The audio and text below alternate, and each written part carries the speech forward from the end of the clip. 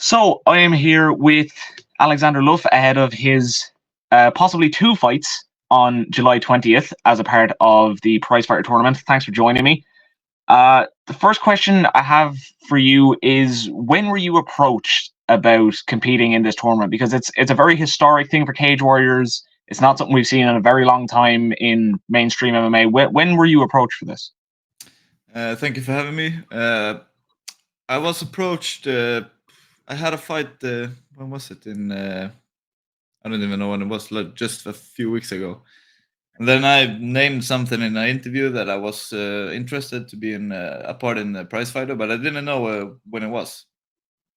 I was thinking it was maybe in September or something. I don't know, but I didn't know the date. But then my manager just hit me up and told me that Cage Warriors have a last spot left. So I guess people didn't want to be a part of like having two fights in one night. I don't know what if they scared or whatever, but I thought it was full, but it wasn't. And then I just took the spot right away, and now I'm in. Was there any hesitation from you or your team? Because if you do win your first fight, you'll be having another fight in just a couple of hours. Is there any was there any hesitation from you in terms of taking this, because there might be two fights? No, the two fight thing is just cool. I believe it's like it feels so like old school now when it's two fights in one night. Like they bring back pride or something. So I'm all up for two fights in one night.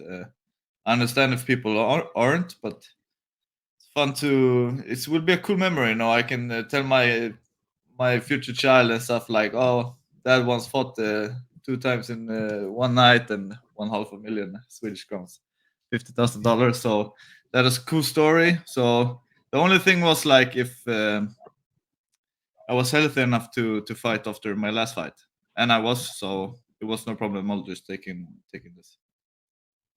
You mentioned you were the last person to get called up. You were the last person to fill in that spot. You were kind of aware who else was going to be in your bracket. Was there anyone that you wanted in particular that you wanted to fight?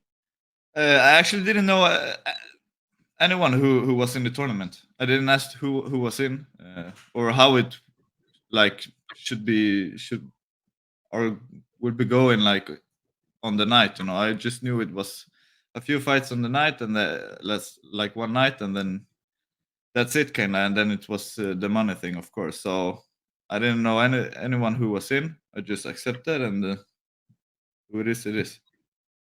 You ended up with Aiden Stephen as an opponent. He's 10-4 overall. He's had a couple of fights in Cage Warriors now, well known to the Cage Warriors fan base. Were you aware of him before this? Have you looked into him since? What do you make of him as your opponent?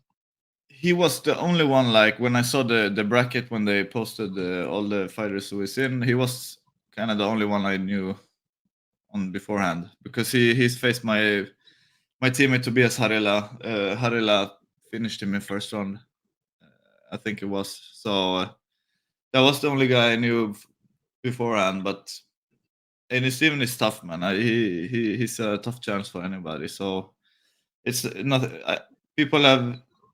Some people have told me like, oh, it will be easy to be have one against him. Like you can too, blah blah blah. But he's probably out for revenge from Westeros Fight Club, my gym, and what I've heard, he's a father right now also, so he's got that strength.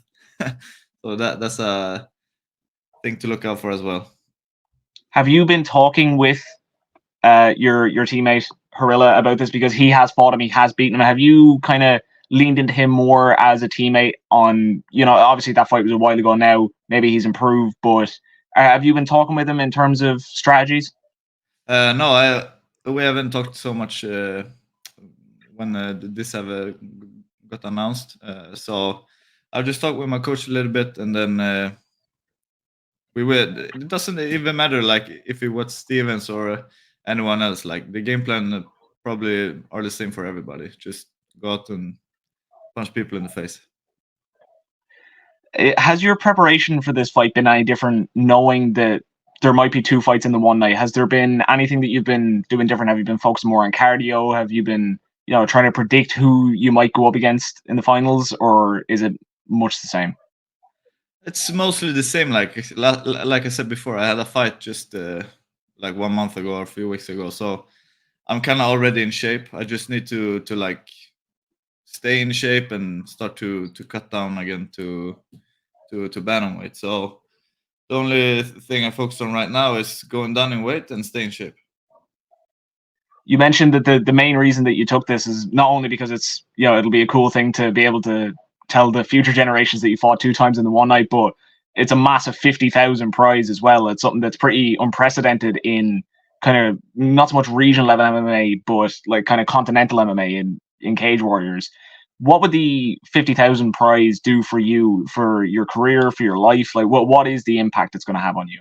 It would do a lot for me, of course. Like all fighters, like probably in like this level, we are already such good fighters, everybody of us, but we don't earn that big money, you know. So I believe all of us like need that money to like go on fight camps and whatever, you know, pay rent and everything. So of course the money will be good.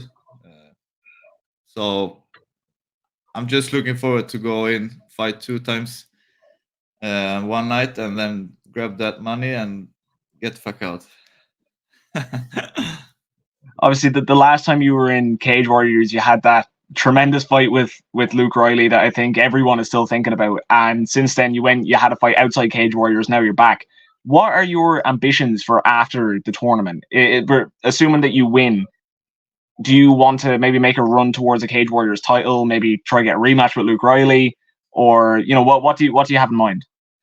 I'm up for whatever Cage Warriors like get on the table. You know, I'm just looking for fights and try to make a career out of this. So if I win this prize fighter tournament, fucking big bonus, really big bonus. And then if Cage Warriors want me to fight for the title, then I get it's Liam has it now, right? Yeah. Liam Gittings, yeah. And he's a teammate of Luke Riley, so I can get like revenge on the next gen. But I like the guys on next gen. But if Luke wants a rematch, of course, it doesn't matter for me. I'm like up for everything. There's another added bonus in this tournament where if you can predict how you're going to finish your fights, it's another 10,000. Have you been thinking about this fight with Aiden Stephen? Do you have something in mind? And obviously, I was speaking with Michel Martignoni yesterday, and he was saying he does have something in mind. He's just not going to tell me yet because he doesn't want to put that out. So, do you have something in mind? And if you do, would you be able to share it? Yeah, I can share it. It's no problem. It's like I said before. Like probably the same mentality for whatever fighter who stood against me. I will probably try to knock them out in the first round, and that's just it. I will just go mental in there. So we'll see. And the last question for me: do you have a prediction for the tournament as a whole? Do you have any idea who you might be fighting come the finals? If we go to the finals, I believe I fight the Brazilian guy. They have fought each other once before, I believe, if I'm correct.